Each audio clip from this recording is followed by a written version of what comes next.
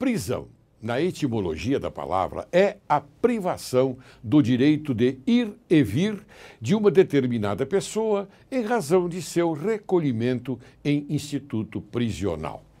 Sendo assim, temos a diferenciação da prisão decorrente de sentença penal condenatória das prisões de cunho provisório, quais sejam as determinadas em casos específicos e em momentos necessários durante a instrução criminal ou até o trânsito em julgado de sentença penal condenatória.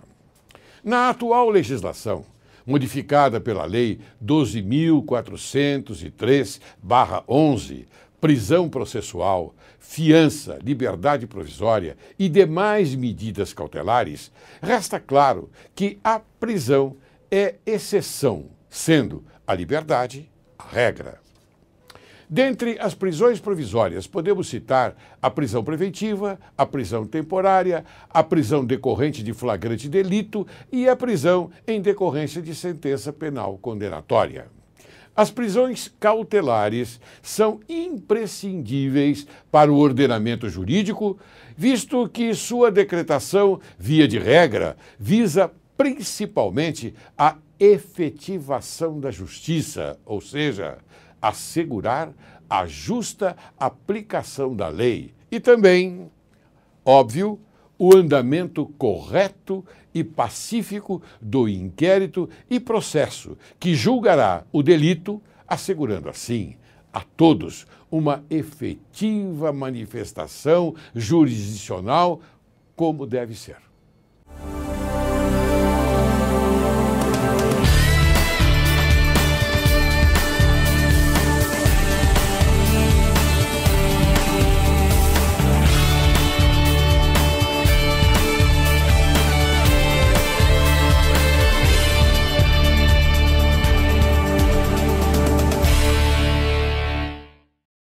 Direito e Justiça em Foco tem a honra de prestar homenagem à Afrobras, na pessoa de seu presidente José Vicente, que entregou o troféu Raça Negra 2012 em sua 10ª edição à doutora Bernice King, filha de Martin Luther King Jr. I Have a Dream foi o tema especial do evento, homenageando um dos mais importantes ativistas políticos do mundo, que lutou em defesa dos direitos sociais para os negros e mulheres, combatendo o preconceito e o racismo. Parabéns, José Vicente, que também é o reitor da Universidade Zumbi dos Palmares.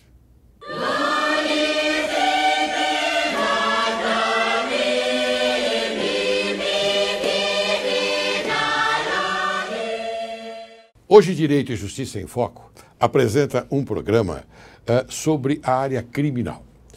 E nós convidamos aquele que mais entende da área criminal. É o excelente promotor de justiça, hoje convocado na Procuradoria-Geral de Justiça Criminal em 2º grau de jurisdição, a pessoa que eu julgo importantíssima, e não só eu julgo, todos aqueles que habitam a área criminal sabem disso. Doutor Roberto Tardelli. Doutor Roberto Tardelli, ele é do Ministério Público, óbvio, e iniciou sua carreira em 18 de maio de 1984, nas comarcas de Orlândia e Ribeirão Preto. Passou por outras comarcas também. Atua em São Paulo desde 1993, onde foi assessor de procuradores-gerais de justiça, membro da Comissão de Adoção Internacional do Tribunal de Justiça de São Paulo. Foi promotor da Infância e Juventude, também atuou no primeiro Tribunal do Júri e atualmente, como eu disse inicialmente, convocado pela Igreja Procuradoria de Justiça Criminal.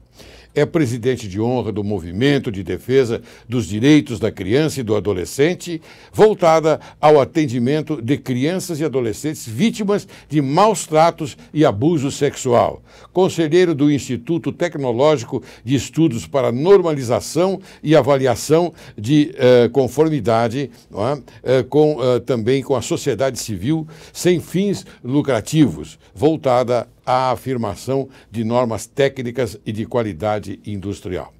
É escritor, tendo publicado os livros Júri e A Arte de Julgar Alguém e Histórias Injustas, ambos esgotados, hein? Portanto, se você quiser adquirir um livro dele hoje, você não vai conseguir, porque outros já passaram à frente e já estão absorvendo esta grande sabedoria de um homem experiente no Tribunal do Júri. Patrono de turmas de Direito da FMU, Direito em 2010, e da Faculdade Camilo Filho Teresina, Piauí. Em 2011, foi patrono dos formandos do curso de Direito da Universidade de Araras. Título de cidadão Ribeirão Pretano, outorgado pela Câmara Municipal de Ribeirão Preto em 2010. Conferencista em várias faculdades de Direito e escolas do Ministério Público e defensorias públicas, além de ser palestrante em dezenas de outras escolas e academias, bem como seminários e workshops. Participação como convidado em centenas de programas de mídia radiotelevisiva e sites especializados. Autor de dezenas de artigos jurídicos publicados em diversos jornais do país. Este é apenas um currículo desse grande homem que nós estamos hoje vendo aqui e conversando com ele. Portanto, diante desta apresentação, eu cumprimento Roberto Tardelli. Como vai você? Muito obrigado pelo convite, muito obrigado pelas palavras tão elogiosas, muito honrado em estar aqui, em rever o senhor, em rever esse rapaz que eu admiro muito, muito amigo do meu filho. É engraçado, é muito curioso a gente ver o filho da gente ser amigo de amigos da gente. Isso é para mim uma construção, né, das relações do meu filho que muito me orgulha. Eu sou extremamente orgulhoso dele. Que maravilha. E sou orgulhoso desse menino aqui, que é um dos rapazes mais educados que eu já conheci na minha vida. Muito bem. Eu quero também agora acentuar a presença do grande advogado que é o Dr. Thomas Lau. Ele é um advogado que sempre está aqui no nosso programa, ele nos dá apoio jurídico, não é?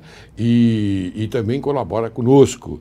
Eu cumprimento também o meu querido amigo, Dr. Thomas Lau. E eu fico muito contente com essa menção que fez o Dr. Tardelli, porque essa é a vida, é a continuação, né? A continuação. Eu fiquei muito emocionado na hora que eu cheguei aqui, encontro um amigo do meu filho, Isso. fazendo o programa já com essa responsabilidade e competência, né? É verdade. Ele, inclusive, é indicado pela Ordem dos Advogados do Brasil. Aqui. Olha que bacana. Tá vendo? Na verdade, eu conheci o Dr. Tardelli fazendo júris, Dr. Laércio, até na função como advogado da Ativo, né, no Fórum Criminal. E foi aí que a gente estabeleceu também uma amizade. E o filho do Dr. Tardelli fazia estágio na Defensoria Pública. Olha Foi aí. assim que a gente começou a Tardelli, ele é bom no júri? Muito bom.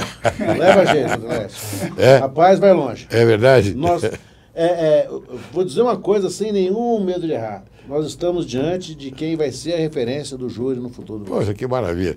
Então eu fiz bem em fisgá-lo. Fiz muito né? bem em fisgá-lo. Trazê-lo aqui para o programa. Não perca. Não vou perder, não.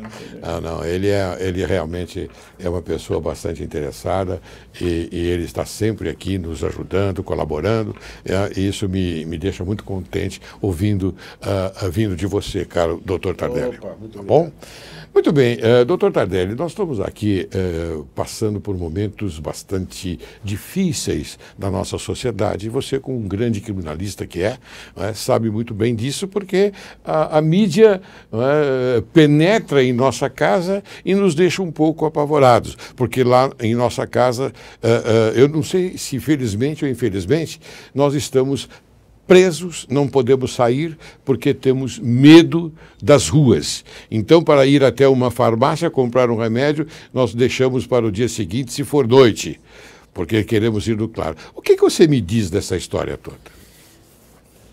A oportunidade que a gente tem de estar num programa desta seriedade, como é do seu programa... Muito obrigado.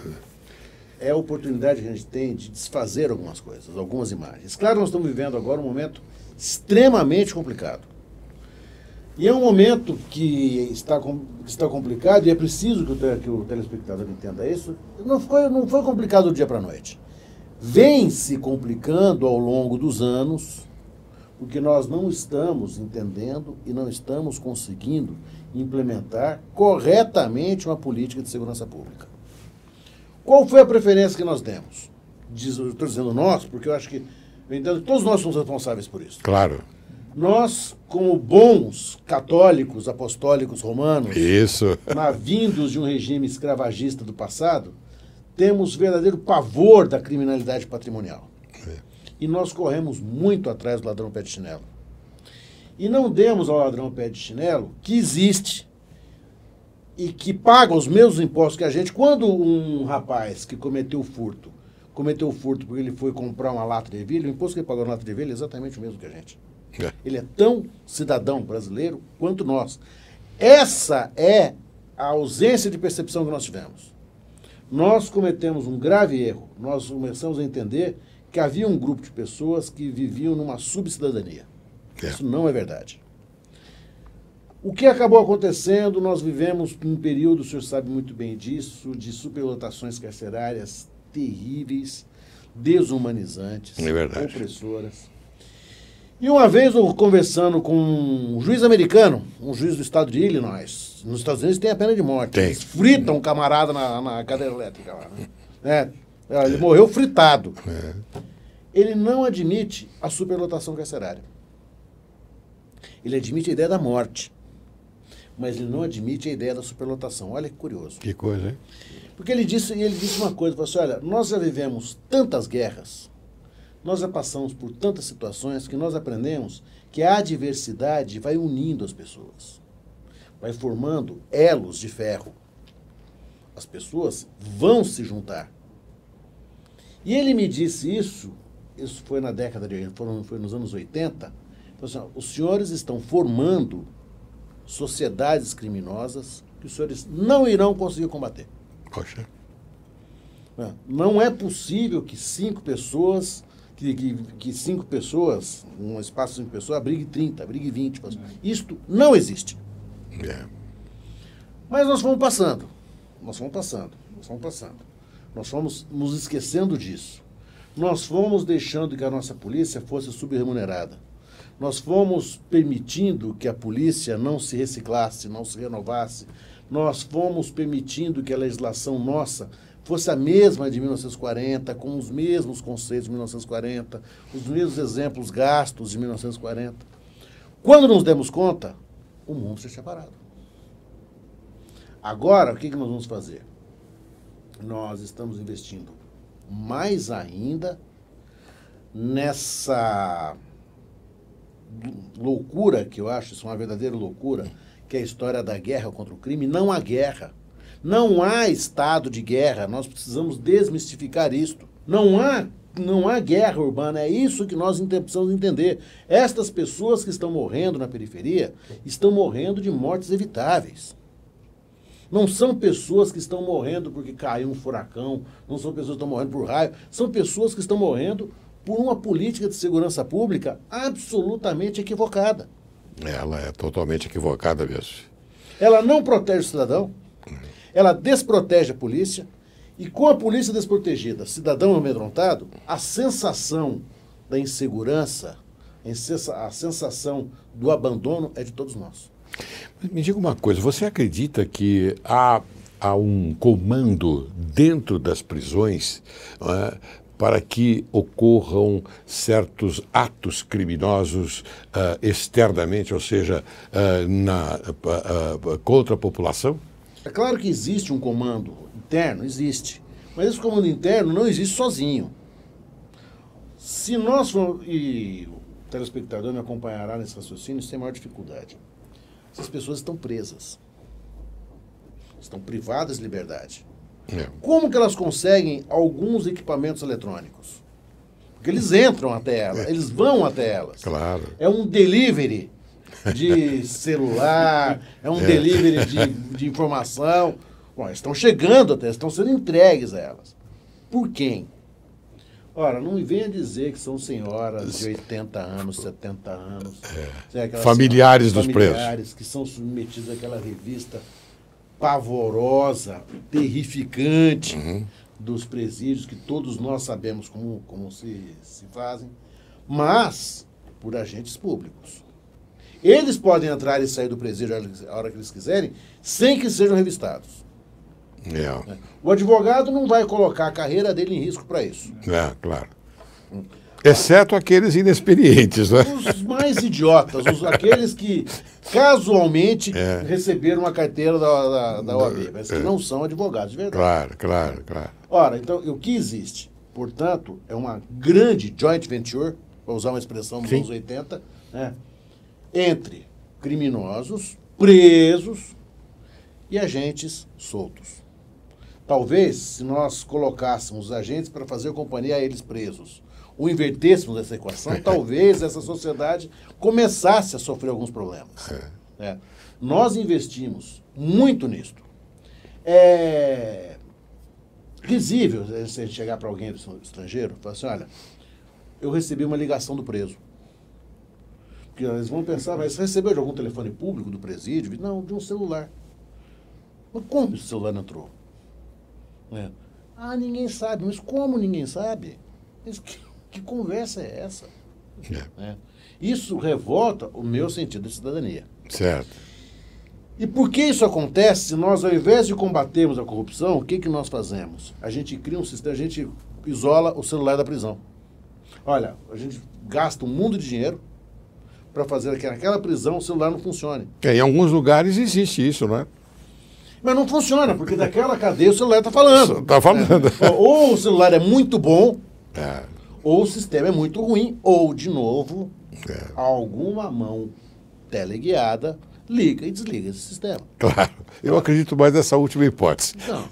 E a questão da legislação, por exemplo, doutor Tardelli? Porque tem no Código Penal uma pena para quem, o agente público que levar o celular, responde por crime. Qual é a vítima, doutor Lau, do crime de corrupção? Não tem. No crime de furto, se alguém passar e pegar esse copo aqui, eu saio gritando pegar ladrão. Sim. No crime de corrupção, todo mundo acertou as pontas. Então, para quê? Quem vai denunciar? O preso vai denunciar? Não. Ele vai ligar no PROCON? Olha, me entregaram um celular que não funciona? Porque ele é beneficiado, né? Ele é beneficiado diretamente. O que a gente precisaria ter é um método quadro de fiscalizar, né? Né?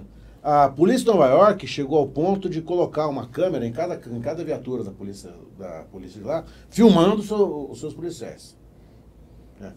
Porque eles chegaram à conclusão que o nível de corrupção policial em Nova York estava tão grande que estava aumentando a criminalidade. Uma coisa, isso nós sabemos. Sempre que há picos de aumento de criminalidade, como ocorreu em Chicago, como ocorreu em Nova York, como ocorreu na Itália, como ocorreu na Rússia, existe também, junto com esse pico, um pico na corrupção policial. Não adianta a gente querer invadir a favela de Paraisópolis. Eu ontem assistindo assim, casas foram vasculhadas. Que é isso? É estado de sítio? Como casas foram vasculhadas? Quem vasculhou essa casa? Sabe que ontem eu conversei com uma pessoa e inclusive, comendo um pastel na feira. Pessoas humildes que estão lá, né? A instituição do pastel na feira é uma maravilha. É uma maravilha. Muito bem. Então, eu perguntei para a moça, como é que você está? Você mora onde? Eu moro na periferia. Aí eu não vim trabalhar ontem, porque houve um toque de recolher. Eu falei, o quê? Um toque de recolher. Você acredita nisso? Acredito. O Estado é o Estado sendo desafiado na sua ordem jurídica mais elementar, que é o direito de ir e vir. É o mais elementar. Mas escuta, me diga uma coisa, o secretário de Segurança Pública, ele disse que não há toque de recolher? Talvez ele não tenha escutado. Né? Ele talvez não tenha, talvez Não ele não tenha tenha tocado não, na talvez casa ele não dele, no tenha bairro ido à dele. feira, com todo respeito, hein? Eu Exatamente. tenho muito respeito ao senhor secretário de Segurança Pública, mas talvez o senhor precise ir à feira. Vai à feira do Pacaembu e pergunte lá para aqueles feirantes que moram na periferia. Ah, sim, toque de recolher. Nós informamos através daquilo que ouvimos, viu, senhor secretário? Com todo respeito, eu quero dizer isso. Existiu o toque de recolher na Vila Brasilândia, existiu o toque de recolher na região metropolitana. É no centro de São Bernardo do Campo? É no centro de Santo André? Claro que não. Lógico. Lógico que não. São nos lugares muito, muito, muito desprotegidos. Eu conheci alguns bairros de São Paulo, na periferia de São Paulo, eu vou me referir a um nesses 2 minutinhos que a gente tem, chamado Jova Rural. Ótimo. Na Jova Rural não há transporte coletivo, não há luz elétrica, não há nada. Existem lá 40 mil pessoas morando absolutamente distantes de qualquer espécie de urbanidade, no sentido da cidade. Quantas bocas de fumo tem lá? Dezenas, centenas. E por que elas existem ali? Porque ali é a única coisa que existe. Não há lazer, não há juventude, não há igreja, não há loja, não há nada. São 40 mil pessoas. Só que lá é tão pobre, porque os registros de violência são feitos distantes. Qual é o registro de violência do jovem rural? Zero. Na concepção formalista dos burocratas da segurança, eles vão dizer para o senhor que o lugar mais pacato de São Paulo é a Jova Rural. Nada acontece lá. Olha aí. Então, eu daqui a pouco vou chamar Daqui a pouco não, vou chamar já um intervalo, mas antes de fazê-lo, eu quero deixar no ar uma pergunta para que o senhor Dr. Roberto Tardelli responda no retorno do próximo bloco. A pergunta é a seguinte: o senhor acredita nesta história de que o governo federal vem a São Paulo se reunir com o governo estadual para tentar, eu digo tentar, e coloco até entre aspas, acabar com toda essa violência em São Paulo? Vou chamar o intervalo e quando nós retornarmos, o doutor Tardelli vai responder essa pergunta. Até já. Não saia daí, hein?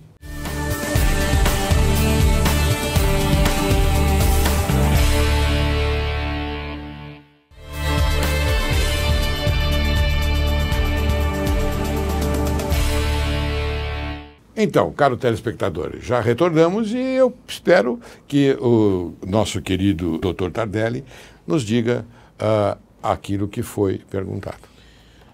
Olha, eu sou uma pessoa de índole otimista. Eu sou assim, patologicamente otimista. Ótimo. Se eu encontrar um monte de esterco na porta de casa do desembargador, eu vou pensar que eu ganhei um cavalo. Mas entre ser otimista e ser ingênuo, há uma diferença. O governo federal e o governo estadual são inimigos de morte. Inclusive de partidos, né? De ideologia, né? Ideologia e partidos inimigos de morte. Daqui a 2 anos, eles vão se enfrentar numa luta, uma disputa pela questão presidencial, pelo governo do Estado. Como que eles vão se unir, duas pessoas, como é que nós vamos pensar em 2 parceiros em que um odeia o outro? Um não confia no outro. Um vai querer compartilhar as informações para pegar o outro. É verdade. Nenhum deles está pensando, isso é uma tragédia política, do ponto de vista política, da arte do entendimento, né? Eles estão pensando muito mais daqui a 2 anos em quem responsabilizar pela morte desses policiais militares, pais de família, que estão sendo chacinados nas ruas. É verdade. Mas não há, da reunião, olha, nós vamos organizar informações, compartilhar informações. Todas as informações já existiam. Por que elas nunca foram compartilhadas?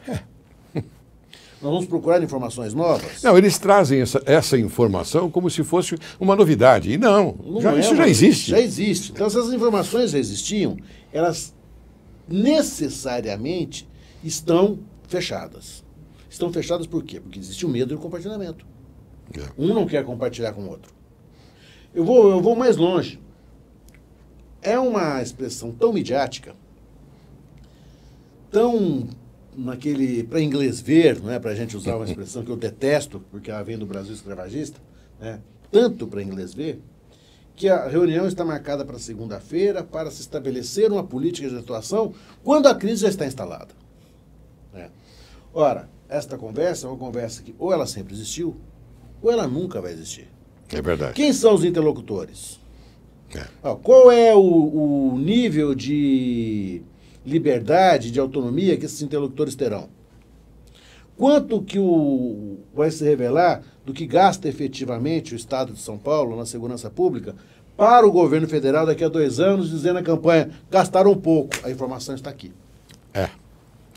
Isso serve por um patamar político, né? Para um patamar político, naquilo que a política tem de mais rasteiro.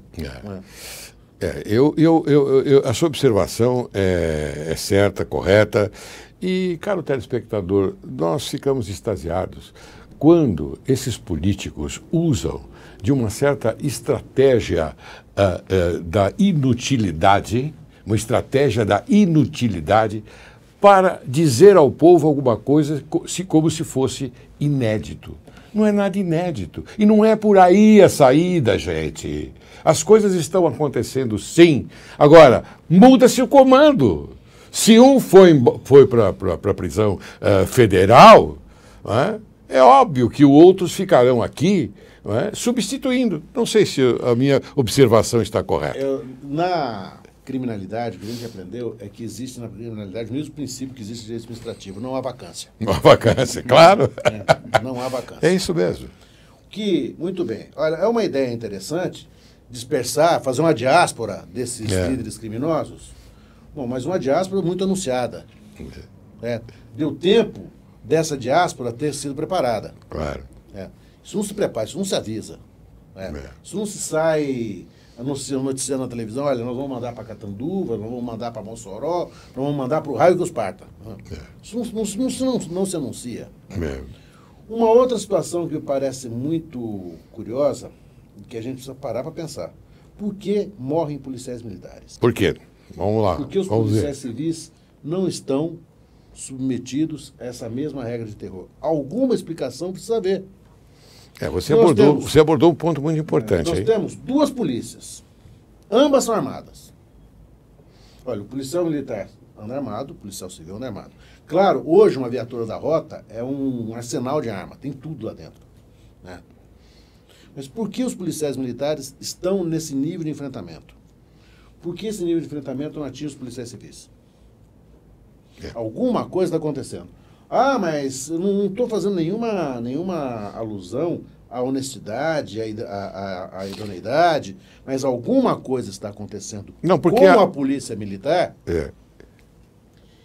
E eu imagino que seja dificuldade no comando da polícia militar em fazer com que a polícia militar cumpra a sua função legal estritamente. Ou porque talvez a polícia militar, através de seu comandante, tenha que observar as ordens da Secretaria de Segurança Pública.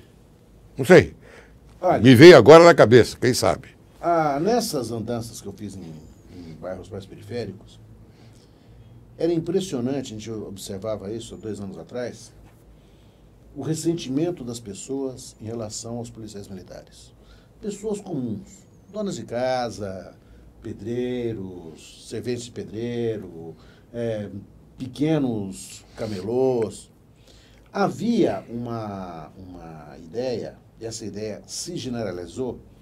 Eu posso dizer porque eu ouvi essa história em Guaianazes, no Grajaú. Eu não imaginava que fosse tão longe o Grajaú, meu Deus, como a gente anda para chegar no Grajaú. Na Jova Rural. E vindas de pessoas absolutamente idôneas, ligadas a movimentos religiosos, que se revoltavam profundamente com ações abusivas de policiais militares.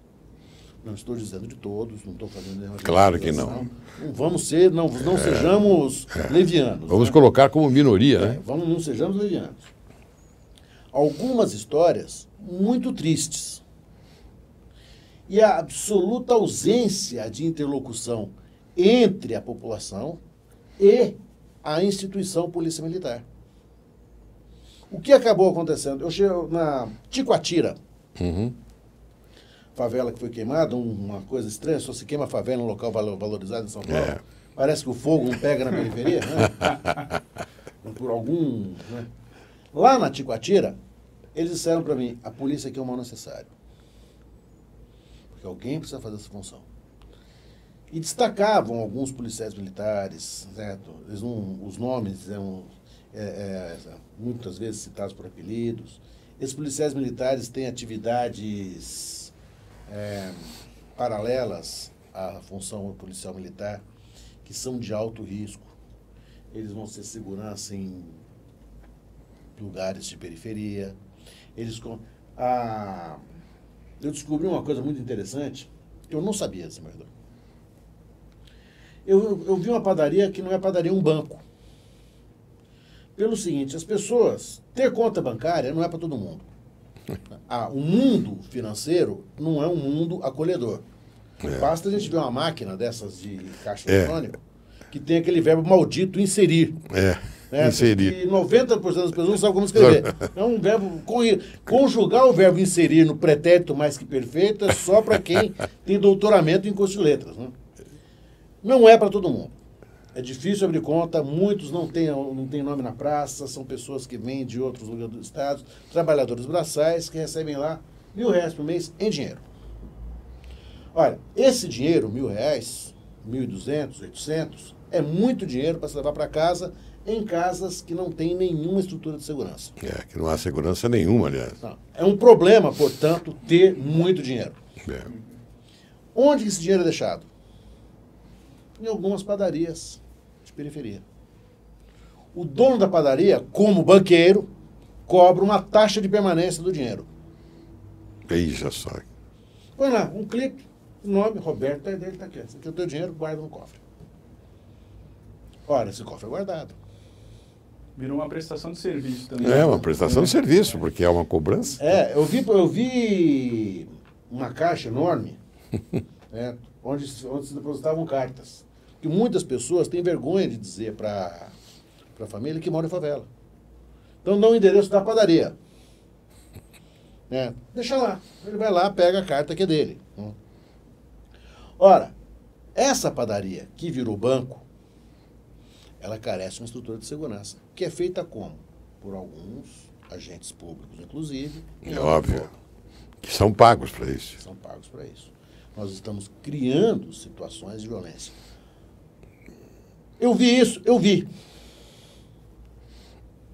E a sua palavra é idônea, né? Porque você... E quando eu vi, eu falei assim, olha, nós estamos acendendo um barril de pólvora.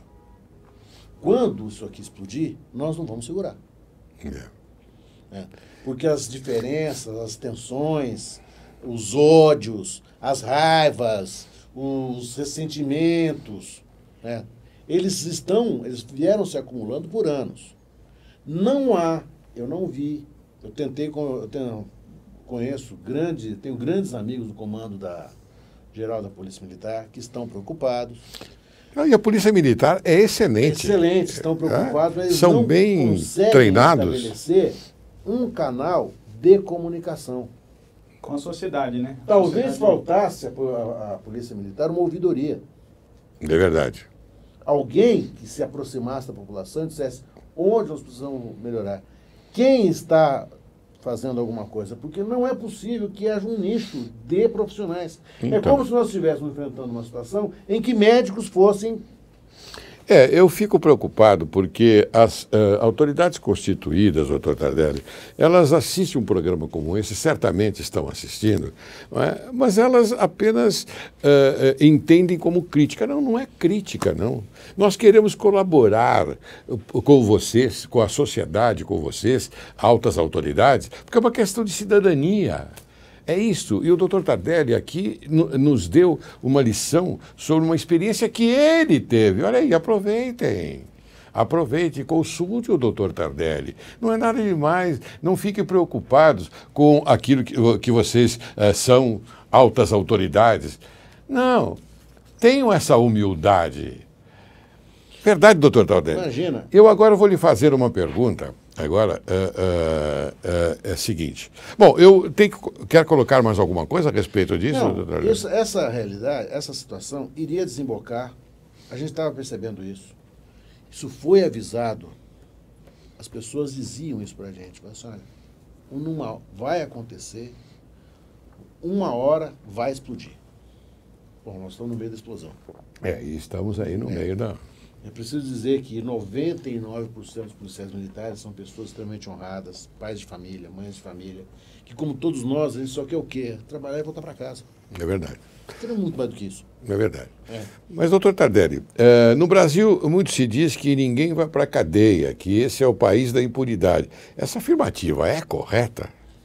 Essa afirmativa, ela vem muito mais da mídia, mas ninguém se dá conta que o Brasil é a 4ª população carcerária do mundo. Nós perdemos para os Estados Unidos, que tem como política pública prender o próprio Estados Unidos, né? Acho que o último vai jogar a chave para fora. A China, por razões óbvias. Óbvias, claro. A Rússia, de larga tradição democrática, como nós sabemos. Né? E o Brasil, com mais de 550 mil pessoas presas, privadas de liberdade, por ordem escrita da autoridade judiciária competente. É muita gente. Se tem tanta gente presa e a situação de insegurança e de sensação de medo não melhora, a conclusão que me parece ser cartesiana nós estamos prendendo mal. Estamos prendendo errado.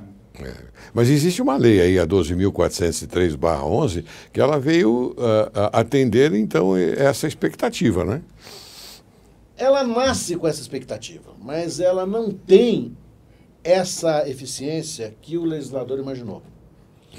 Por que ela não tem? Porque ela cria situações que são um verdadeiro labirinto processual. Olha, como é que nós vamos justificar... Como é que o juiz, sem avançar no mérito, justifica adequadamente a conversão da prisão em flagrante preventiva? Nós não sabemos como fazer isso. Essa engenharia nós não conhecemos. Nós estamos fazendo um prédio com o telhado para baixo. Os juízes têm encontrado grandes problemas para cumprir essa determinação. Todos querem cumprir. Porque eles vão encontrar a liberdade provisória através dessa informação, da informação dessa lei. Né? Nós temos uma questão que é um delírio tecnológico, né? A corrente, a argola, a piercing, sei lá. Assim, né? Olha, nós vou usar essa corrente e sou proibido de entrar em bar. Então, onde eu passar, em frente de cada bar que eu passar, vai tocar essa campainha. Se eu for no bar comprar leite para o meu filho, vai tocar a campainha?